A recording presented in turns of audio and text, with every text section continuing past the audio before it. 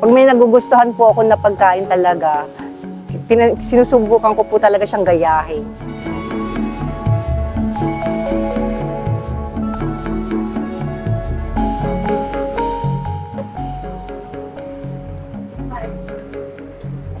Sarap. Panalo talaga yung ramen nila dito.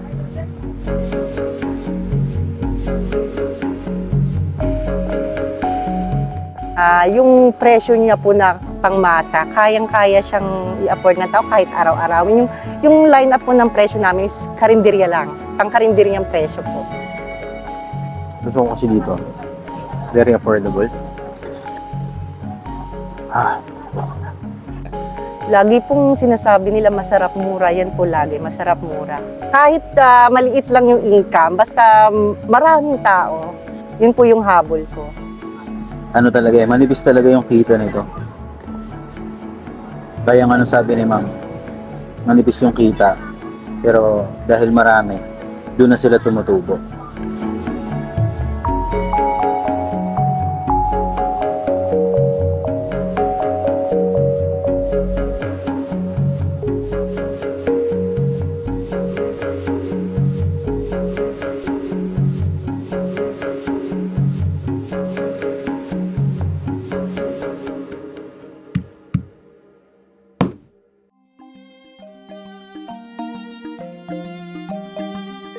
Kilala ang Malolos bilang historical landmark ng Bulacan. Pero alam nyo ba na marami ring best find kainan dito? Ituturo ko sa inyo yung isang kainan dito sa Malolos na talagang kilala at dinarayo ng marami.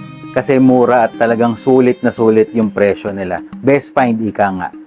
Kaya samahan nyo kami sa pilot episode ng Ralph Recommends. Dito namin i-feature yung mga kainan na talagang nire-recommend ako. At ngayon dadalhin ko kayo sa isang restaurant na may perfect combination, ramen at dim sum. 'Di ba? Perfect combination 'yon. 'Di ba? Parang 'di ba?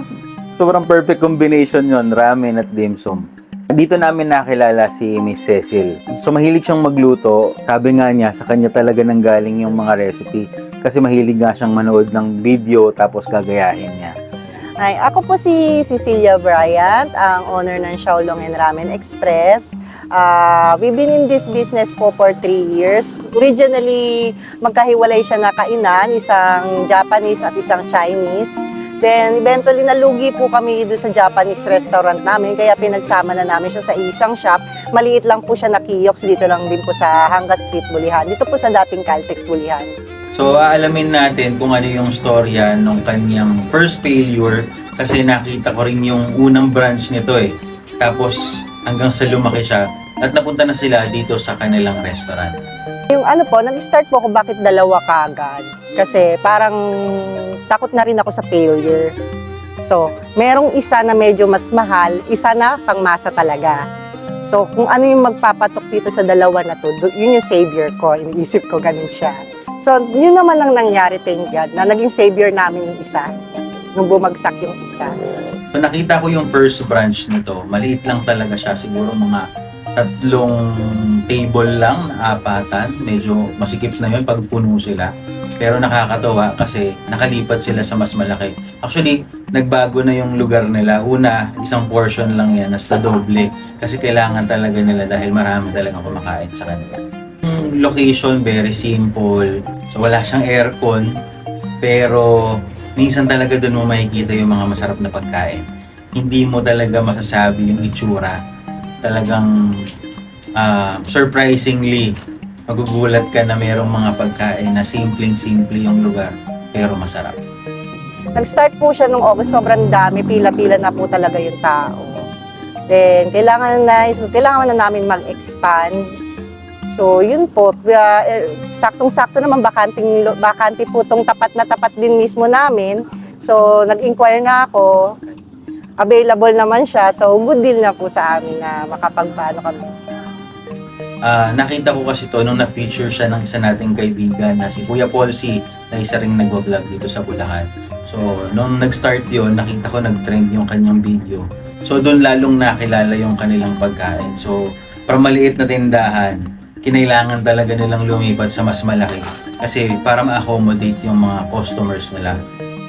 Chinese food, mahilig ko talaga. Okay, so Japanese food naman po, naisip ko siya yung kahit medyo pricey, tanggap ng tao.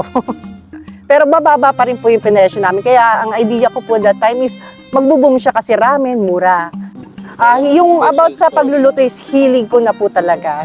Sa lola po, si lola ko mahilig magluto. Nung bata ko, lagi akong nanonood kay lola, gano'n.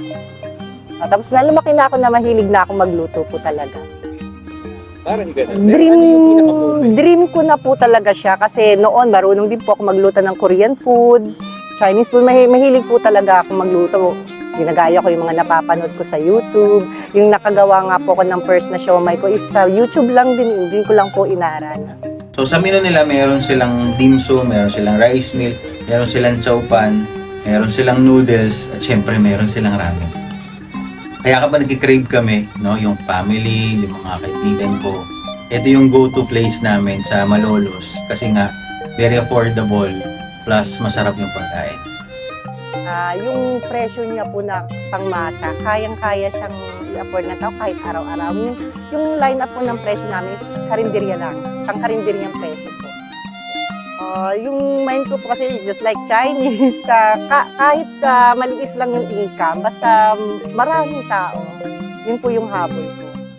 So una natin tong kainin, yung kanilang xiaolongbao syempre. So sila talaga yung gumagawa nito. Actually lahat talaga halos ng dumplings nila dito. Gusto ko talaga. Walang tapon para sa akin. So syempre una gusto ko yung xiaolongbao. Tapos itong hakaw. So itong hakaw, gusto ko to. Masarap din yung kanilang shark fin. Gusto ko rin yan. Actually lahat talaga gusto ko talaga dito. At itong kanilang chicken feet. So ito yung kanilang chicken feet. Yung mga produkto po namin, kami po talaga yung gumagawa. Kasi that time, wala po akong pangpuhunan para bumili sa mga talagang by scratch. Lahat po, pati yung mga sauce namin, dim sum, ramen. Yun nga po, yung nangyari sa Japanese, yun isa yun sa pinakadahilan. Mahal po yung mga ingredients ng sa Japanese product. So, inaral ko po paano gawin yung mga sauce, yung mga basic ingredients niya na kami na mismo gagawa. Kaya po namin napababa yung presyo ng ramen.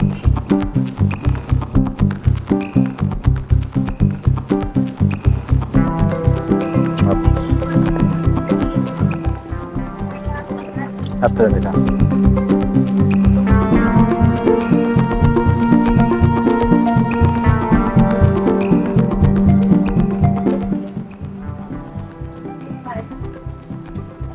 Sarap. Panalo talaga yung ramen nila dito. Gusto ko kasi dito. Very affordable.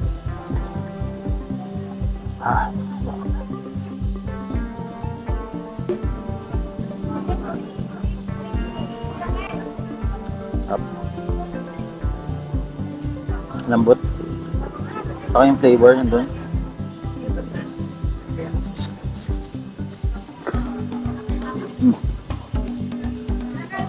Harap.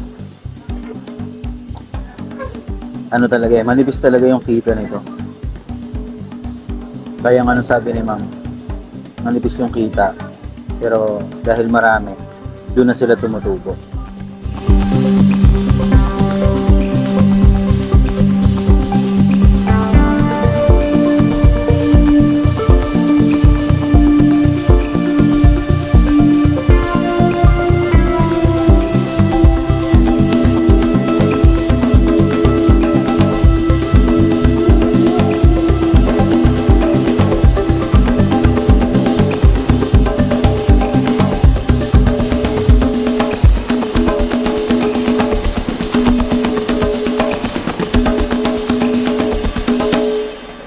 Lagi pong sinasabi nila masarap mura, yan po lagi, masarap mura.